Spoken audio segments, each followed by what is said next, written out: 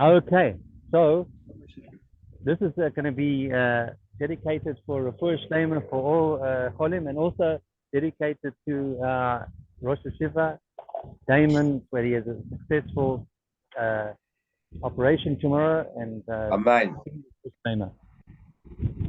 Okay, thank you, my dear friends. Only a Well pleasure. done. Thank you Thank you. for teaching us. So in this week's parsha, I know I spoke about the spies last night. I'm going to speak about another aspect of what regarding them. So they gave a bad report about the land, negative report, and I'm going to give you part of my own thoughts here with it. So one shouldn't speak negatively about any part of Israel, even this place Tel Aviv, here where I am. Yesterday there was a wedding in Bnei Brak of one of the big Hasidic dynasties. The son of this Rebbe married a Rebbe's son from Tel Aviv. So if it was such a bad place, they wouldn't live here. And everything, we need to see the positive, even if there's some negativity around, but especially Israel, one shouldn't talk badly about the land. That was also why they became more wondering for 40 days in the desert, because they gave a negative report instead of looking at the positive. So we should all try emphasize the positive and not be negative about things, because it creates negative energy, and people don't like hanging around people who are negative and just saw everything, the glass is half empty and everything's bad, and it's just there's no good. And unfortunately I know people like this, and whatever their reasons are, it gets a bit annoying sometimes, and everything's bad, there's nothing good. So hopefully we can try to be most of the time we can try to be positive with things. That's a good idea. So, right. So, Kev, that's important. If we can do that alone, we'll change everything about this world and the next. So, but I love the message.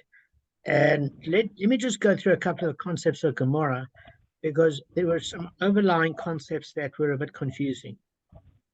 So step number one, we say that we want to know, as far as the surcharge is concerned, we know that the principle is a monetary obligation by law. We don't know what the surcharge. It could be one of two aspects. It could be a debt on the perjurer, and that the victim has a claim against him legally for that amount, or it could be merely a mitzvah. And when I say merely, I don't mean to downplay a mitzvah, but certainly not enforceable by a court of law in this world, in atonement for his sin. But it's not actually a legal claim. So we didn't know what it was. And then basically, very fact that Gemara said that as far as the 1/5 surcharge, you need not, if you rob the person, pursue him to some faraway land. But by saying that caveat, he need not chase him as if it was a principle, is implicit that he owes a surcharge, and from a legal standpoint as well. But it would suffice if he gives it to the court-appointed agent. Now, we did say that it's such a monetary obligation that if the robber dies, his heirs must pay that 1/5 surcharge in addition to the principal.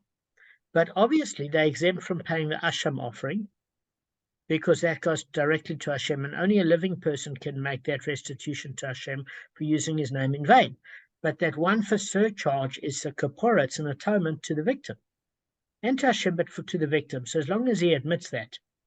Now, the second proof that we had that the surcharge was in fact a legal obligation is we took this case of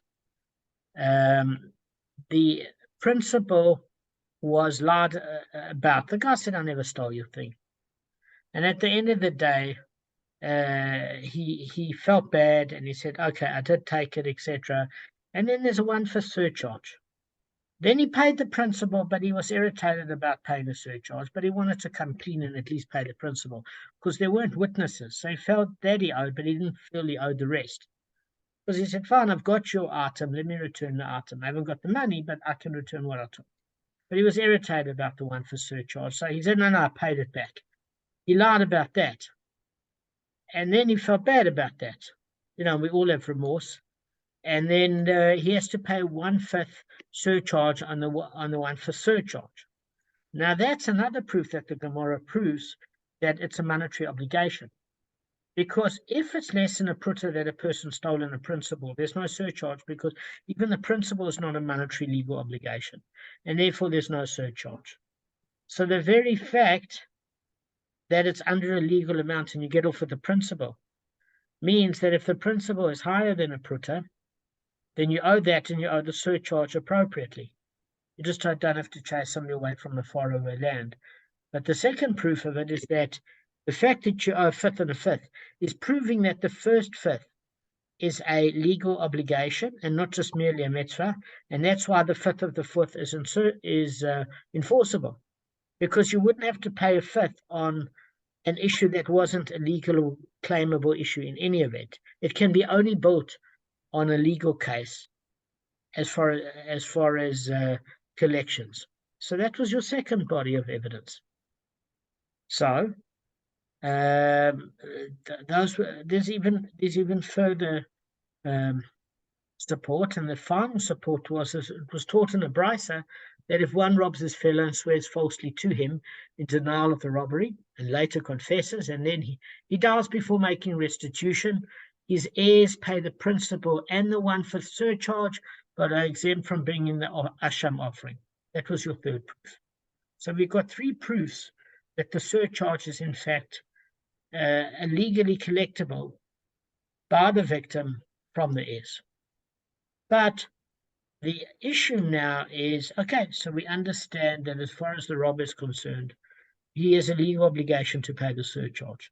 The question arises is there seems to be a contradicting brisa to this brisa to say that there is no surcharge obligation on the heirs. It's only the principal that the heirs are obligated to pay.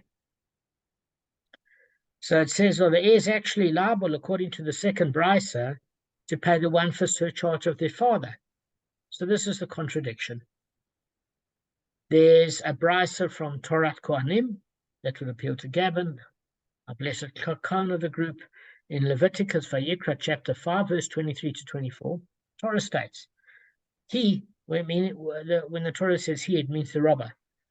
He shall return the robbed item that he robbed, or the fraudulent gain that he acquired fraudulently, or the deposit that was deposited with him, or the lost item that he found. He shall repay it in its principal amount and add fifths to it. Now, so far, it seems as though there are fifths that are owed. But just remember that we're going to analyze that are the heirs incumbent to pay the fifth based on the pasuk. So, Toras Kohanim begins in a segment because it looks at the phrase, the robbed item that he robbed. It's ambiguous. Firstly, we don't know what robbed item that he robbed. It's superfluous and repetitive. So, the robbed item, it's a general statement. It includes any stolen article that's in one's possession. Whereas the term he robbed is a specific statement which only includes items that he himself stole. So, if the Torah meant to say that one must return any stolen article that he possessed, including an article that his father stole and he inherited, all it could have said simply is he shall return the robbed item. And by the same token, if it meant to say that one must return only an article that he himself stole, it should have stated he shall return that which he robbed. So Toras Kohanim resolves this ambiguity because it establishes that there are two different terms, and those terms apply to two different liabilities mentioned in the succeeding verse. He shall repay it in its principal amount and add fifths to it. So in other words, the first part of the pasuk, the robbed item shall be, which, by the way, guys, includes an inherited gift, applies to the principal. So we learn then that both the robber and his heirs pay the principal back, whereas the qualification that he robbed excludes an inherited gift and applies to the 1/5 surcharge. So it basically teaches that only the one that robbed is entitled to, as an atonement to him and a legal obligation, pay the 1/5 surcharge, but the principal is for him and his heirs. Okay? Now that brisa seems to contradict the first brisa that says the heir shall pay the principal, 1/5 surcharge, and obviously it does not include the asham offering. So we have these two contradictions. So the Gemara says, I can still say as follows: when does the son not pay the 1/5 surcharge for his father's robbery? It is only when neither he nor his father swore falsely in denial of the robbery.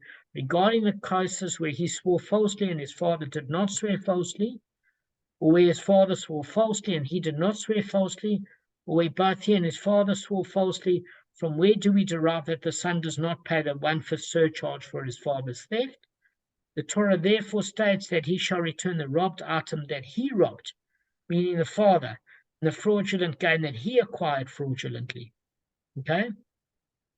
So what is that actually saying? Since in the items the son did not rob and he didn't personally defraud, he's exempt from the 1/5 surcharge. So as far as the general term of robbery, fraudulent action, etc., that doesn't have the possessive pronoun he, it's talking about an heir. So the heir is liable to pay the principal, but not the 1/5 surcharge. So we say, well, if you've got these two contradicting brises, how does this make sense to Rav Nachman? So Rav Nachman says, look, there's no difficulty. If you look at our Mishnah and the first brisa, we are dealing with a case where the robber confessed while he was yet alive. Since he wanted to get atonement, he becomes liable to the surcharge through his confession, and therefore his heirs must pay it out of his estate to the victim, as well as the principal. Obviously, in the second brisa, Rav Nachman is saying it's the case where the robber didn't confess. So he never became liable to the surcharge, and his heirs are not required to pay it. Gemara asks a very simple question. So it says, hang on a second. If there's a case where there is no confession, then the son should not have to pay the principal either. Why does the brisa exempt him from paying only the surcharge? Okay? In other words, if neither his father nor he confessed to the liability, what's the basis for exacting the principal from him? Okay? Now, this, the Ravad and the Rashbas give an explanation that we're not talking about here, where there are witnesses to the liability, because then that answers the question. Even Rav Nachman wouldn't bring it up, because then obviously somebody two people testified that they saw the robber taking, he'd have to pay the principal, not the 1/5, and therefore even the robber wouldn't have to pay the 1/5 because he doesn't seek atonement. So in the case here, they're not witnesses. So we want to know basically how it can be proved if there weren't witnesses that the father would owe the principal, but if he didn't admit, he doesn't owe the 1/5, but how do you even get him to admit to the principal? Never mind, since he made a false oath, he didn't come clean. We're going to address that issue. So the Gemara goes on, it says, in regard to this question, why does the brisa exempt him from only paying the surcharge? And if you will say it is indeed so that the brisa means that the son does not pay neither the surcharge nor the principal, I'm going to retort, the Tana of the Mishnah resorts to the 1/5 surcharge as a payment from which the son is exempt. We may infer that he means to say that the son does pay the principal. So what does that mean? Let's just wait for all of them.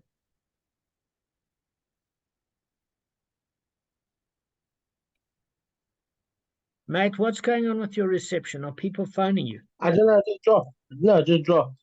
Nobody called me. It just shut down. So I At what point am I losing you? No, I was literally about the last 10 seconds when you were talking about the part where even if they die, they're still going to pay the 1/5, etc. The last bit I got, it was only about 5 seconds ago. Just shut down, I quickly put it back in. All right, so the question that arose that you missed was as follows. Is that, look, bottom line, Rav Nachman said, first brisa, our Mishnah, the robber confessed he wanted kapora, he was alive. Okay?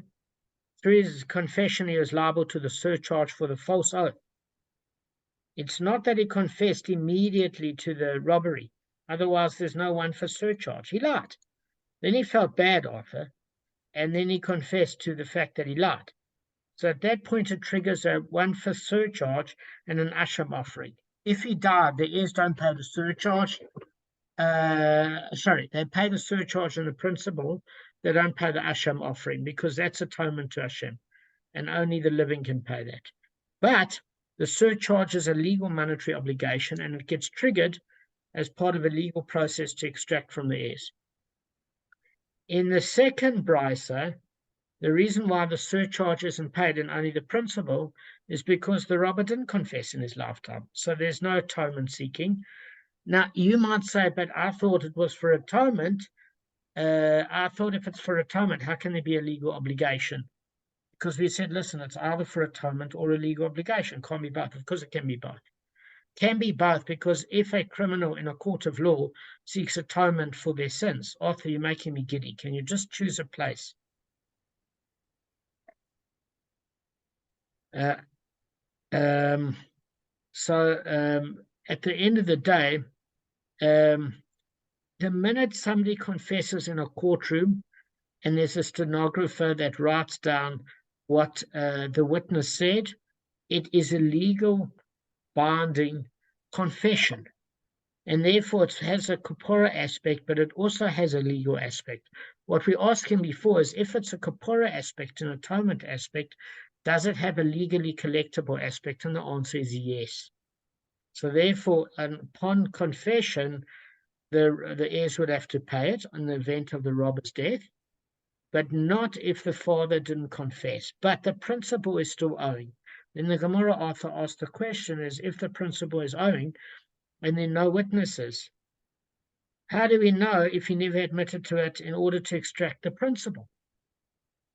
Fair enough question. We're not talking with their witnesses, because quite clearly 2 witnesses say they saw the robber taking it. He owes the principal whether he wants to pay it or not, but certainly doesn't get the atonement nor confessed. He made a false oath. So we're saying that the Tana of the Mishnah resorts to the 1/5 surcharge as payment from which the son is exempt. Now, if the Tana turns around that says he's exempt from the surcharge, it means he's obligated for the principal. You can say, well, how do you infer that? Because if the Tana didn't want the heir to pay the principal nor the surcharge, you would say that the heir does not pay the principal nor the surcharge, nor the asham offering. But he didn't say that. He said the heir will pay the principal. He will pay the principal, okay, but not the surcharge. So it was specific. Furthermore, it was taught explicitly in the next segment of the brisa in Torah's Kohanim. But I can still say as follows. When does the son pay the principal for the father's robbery? It's only when both he and his father swore falsely to deny it. Regarding the case where his father swore falsely and he did not swear falsely, or where he swore falsely and his father did not swear falsely, or where neither him nor his father swore falsely, from where do we derive that the son pays the principal for the father's robbery? Okay, so we're saying we understand it could be a certain case where if both swore falsely, there might be incumbents upon the son because he was complicit. If the son swore falsely, well, then the son maybe would have to pay it in that case. If the father did, he would have to. But how do we know that the son pays the principal for his father's robbery? How do we really know? So the Torah states that he shall return the robbed item and the fraudulent gain, the lost item and the deposit. So if this is in Vayikra, Leviticus chapter 23, verse 5, Leviticus chapter 5, verse 23, we are saying that it's pretty clear that it covers all the sorts of bases, okay? Because it covers everything from, as we saw, a fraudulent gain, a robbery, a deposit, and a loan. So what ends up happening there is Rav Huna was sitting and relating this teaching to his son Rabbi, and his son said to him, is master saying Yesh Talmud? There's a derivation, meaning is there a scriptural derivation from the Chumash? Or is master saying Yesh Talmud, they are to be paid, meaning is it a logical conclusion? Look, either way, his father Rav Huna said that the heir has to pay the principal. But what Rabbi's son was saying, is it scriptural or is it logic? And it has a different implication. Okay? Now, his father said, no, I'm actually saying Yesh Talmud, meaning there's a scriptural derivation that the son is liable to pay the principal in every single case that the Brisa mentions. It doesn't matter whether the father swore, the son swore, the father alone swore, the son alone swore, or neither of them swore. In every single case, the principal is owing, and that's from the pasuk. Why? Because there's superfluous verses. What do we mean? Torah repeats the general term 4 times. The robbed item, the fraudulent gain, the deposit, and the lost article. And what this is meant to do is say, in one case, after the father swore falsely. In another case, the son swore falsely. In another case, they both swore falsely. In another case, neither swore falsely. So each of those is parallel to a combination of either taking an oath, falsely, the father or the son, or both, or neither. But those 4 correlate to the other 4. So there are hidden lessons in there. And we're saying it's not logic, it's a scriptural derivation. And therefore, it's much more enforceable.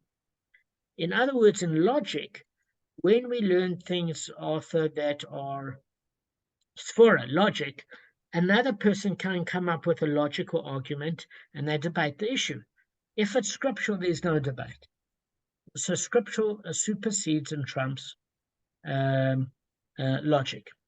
So at any rate, guys, since the segment of the Brisa explicitly requires the son to pay the principal of the theft that he inherited, no matter what, no matter who swore, no matter who didn't, it's obvious that the previous segment means to accept him only,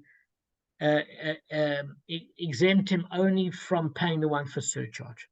Because if you say you're paying the principal and it mentions nothing about the surcharge, implicit in that is that you're exempt from the surcharge. But we've got a problem, because in our Mishnah and the first Brisa, it says that, there is the principal, the surcharge, but no Asham offering. So we have a contradiction. But we've got another issue, because if the Brisa refers to a case where there was no confession by the robber, the son should be exempt even from paying the principal. And we haven't answered that. We haven't answered that because we are saying that it's obvious that this question would never come up with their witnesses. Why? The robber could deny all him once. If there are 2 witnesses that put him at the scene of a crime, he has to pay the principal. His son would have to inherit that debt. Okay? So obviously the question of the Gemara is, what if there is no robbery confession and he swore falsely, didn't steal? How would the son be obligated because you got no evidence? That's the question of the Gemara. And the answer is that Rav Nachman's answer was redefined by Rav Nachman. So it says, what's the explanation that the Brisa deals with a case where he did not confess? It means that the father did not confess, but his son did confess. What are we saying?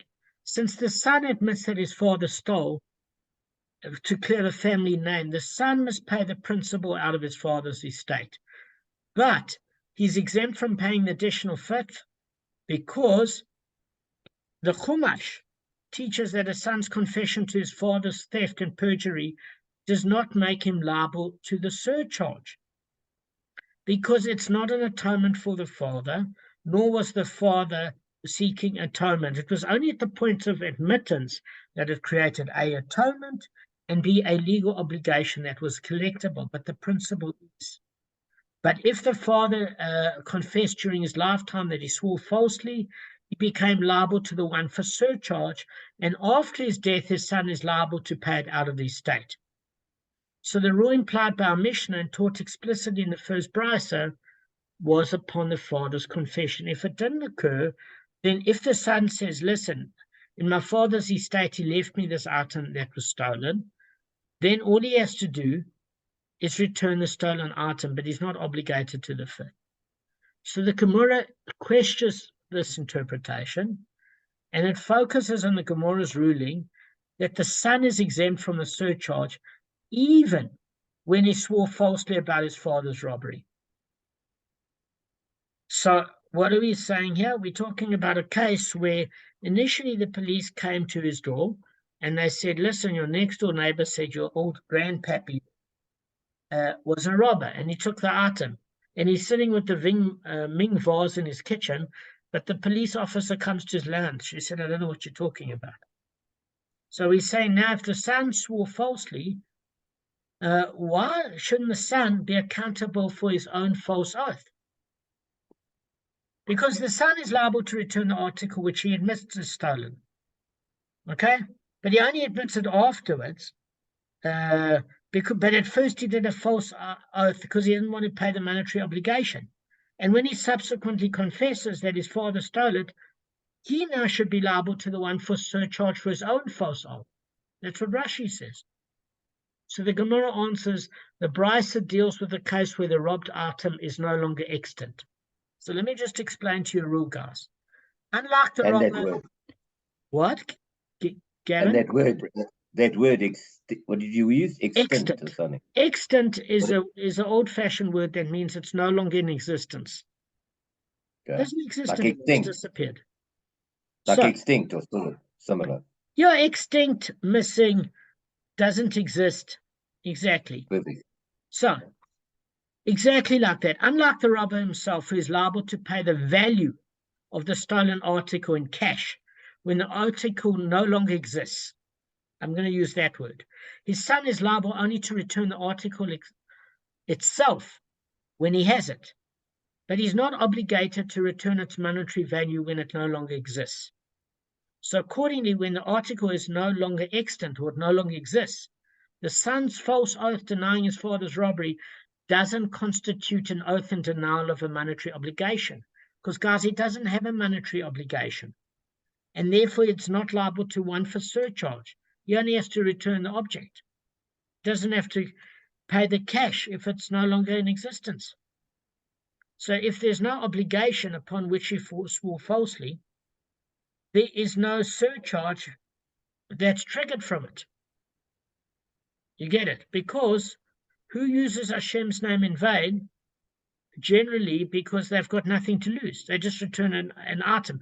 In other words, okay, they're losing because they could sell the item, but the only thing that's triggered from a legal perspective is when you're trying to get out of money being paid. And therefore the false oath triggers that. And that would trigger monetary compensation for the false oath. The atonement aspect is a different aspect. So since the son only has to return the object if he inherited it, then if he lied about it, he doesn't have to pay a monetary surcharge on that. But the father would, because if he loses the item that he stole, he has to replace it financially with cash. And therefore, it doesn't make the son liable to the one for surcharge. So the Gemara objects. It says, okay, if the Bryce is dealing with the case where the robbed item is no longer in existence, it says extant, no longer in existence, the son should not have to pay the principal either. Yet the Bryce rules that he's exempt only from the surcharge, but does pay the principal. So the Gemara's got a good point. So we're saying if it doesn't exist anymore, why would he have to pay the principal? In other words, return the item. It doesn't exist. We understand that if he lied about its existence, there's no money that's triggered on the surcharge. I don't know how you get a kapara, by the way. So that's a separate issue. But if it no longer exists, how does he pay the principal back? In other words, if it doesn't exist, he can't return the mingvaz. So the Gemara's ruling is necessary only regarding a case where there's real property in the father's estate. And what does that mean? Literally, there's a responsibility of possessions. So Guys, real property or land is said to have responsibility because, unlike movable property, it'll always be there. Always. Can't move land. And creditors can rely on it for surety. So this reason, the lien takes effect on real property of the theft that the father did. Doesn't matter if the son doesn't have it. Can be deducted from the estate. That's in condition 26.8. So if the robber left his heirs real property, they are required to pay the victim, even when the stolen article itself no longer exists. Okay?